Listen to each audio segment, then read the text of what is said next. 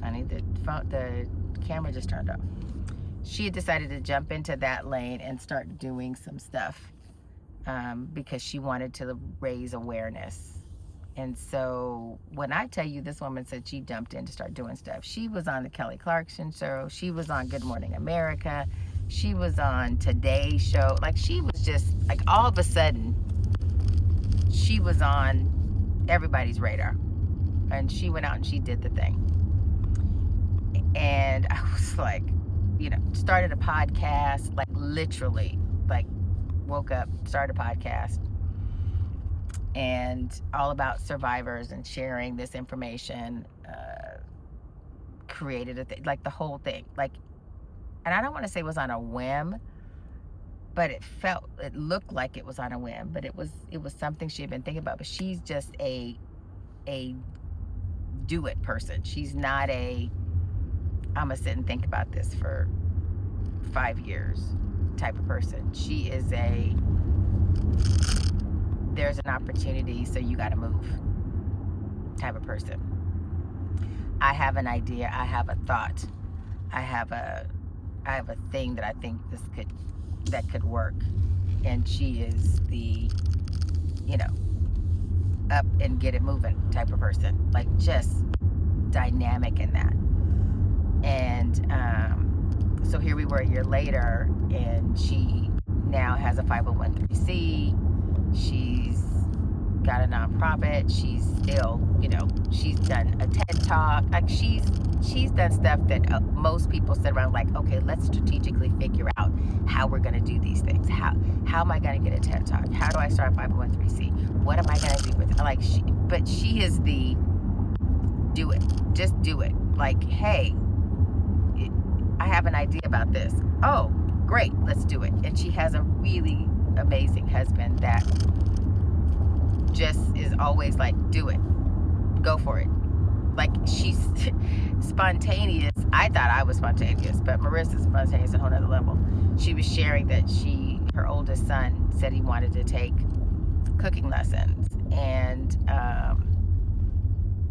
so she said she looked up a place that was doing them for over the summer, and she said it was like 3 hours for 5 days, and she said the cost was astronomical. And she said she told her husband, he wants to be immersed in cooking. She was like, I was thinking maybe I would just take him to Italy because he loves Italian food. We would just go on a trip to Italy and cook our way through Italy. And her husband was like, what? And she said, yeah. And so she said, I took all of our, which I thought was phenomenal. She said, I took all of our Marriott Bonvoy points, and I took all, went out and dug out all of our points, airline points. She says, and I bought, she goes, in 48 hours. This wasn't even like big planning. She said, in 48 hours, she said, I bought, from thinking about it, talking to her husband about it, she bought tickets with miles for her and her son. She was like, it was just me and him. She said, and booked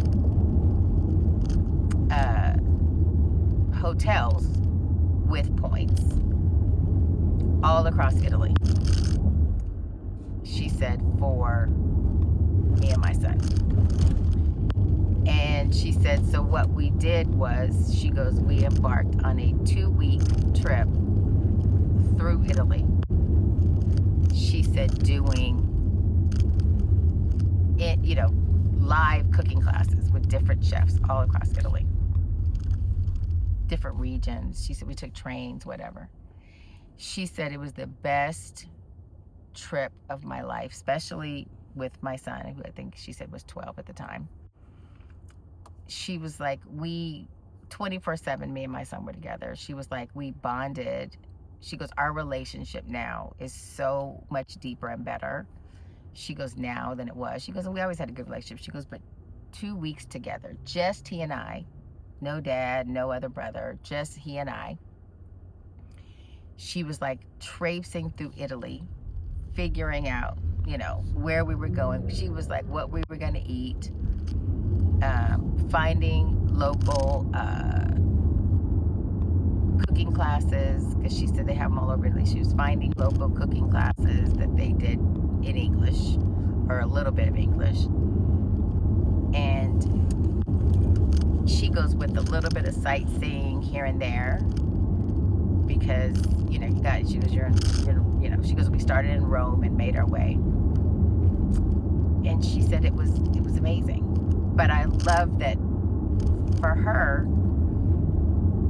And she was like, I wasn't working, and she goes, I'd started doing, she goes, we finally started to move towards the 501(c). So she was like, my husband's the only one bringing in a steady cash flow, and she was like, but I just was like, there's got to be an inexpensive way to do this. And she said, I started to think of, all the traveling that we had done, and all of the, points that we had, like, what could I scrape up for us to use that would require minimal out-of-pocket costs.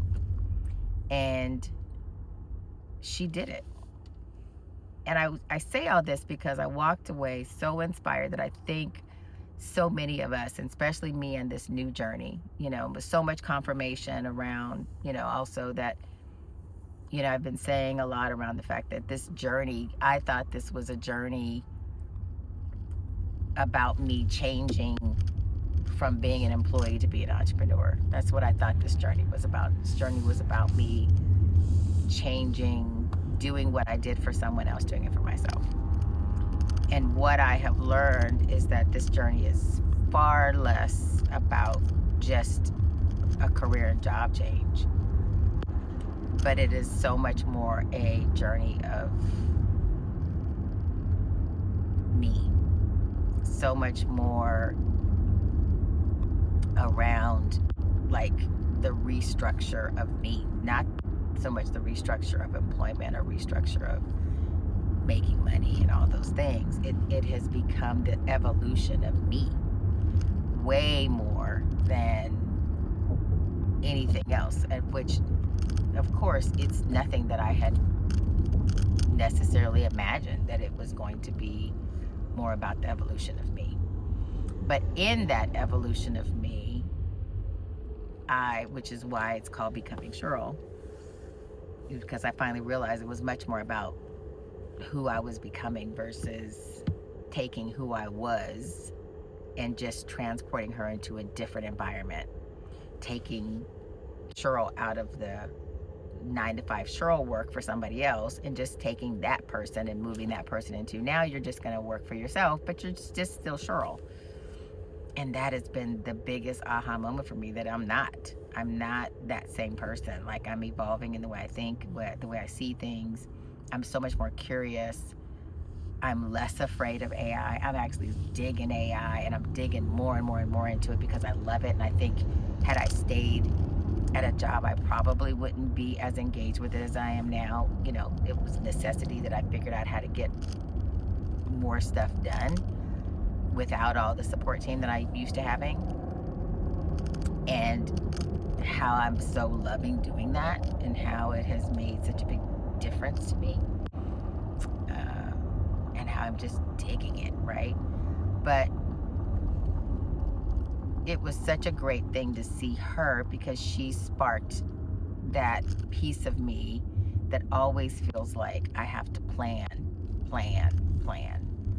That spontaneity is not my friend, and that I need to think and rethink everything, and that it's like that analysis by paralysis, that the fact that I overthink, or that I'm waiting for something to be perfect, which is why it took me so long to post. And I don't know if it took me long to post. It did. It took me too long to post.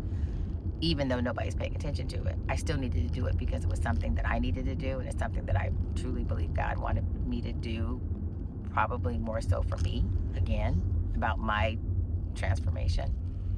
But I pushed back on it because everything wasn't perfect. I didn't know how to do the editing, and I didn't know where to do it, and I didn't know what I was supposed to say, and I didn't know all the things, that it was all the reasons why I couldn't, because it wasn't perfect, it wasn't ideal. And I find myself now realizing and watching her and thinking, it doesn't have to be perfect and it doesn't have to be ideal. You just have to move and do it. And